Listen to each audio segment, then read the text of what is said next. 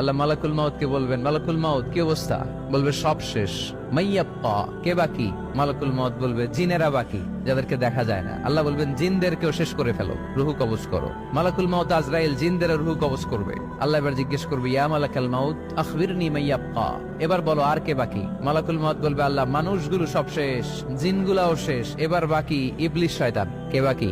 ইবলিসরেও শেষ করো, ইবলিসও শেষ।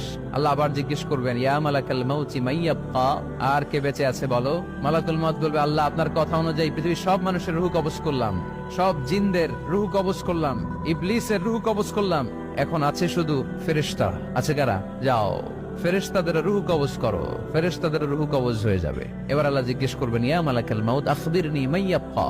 মালাকুল মাউত বলবে, আল্লাহ আপনার কথা মতো ধরে ধরে সব শেষ, ফেরেশতাও শেষ, 4 জন ছাড়া। কয়জন ছাড়া? জোরে বলেন, কয়জন ছাড়া? ইসরাফিল, জিব্রাইল, মিকাইল,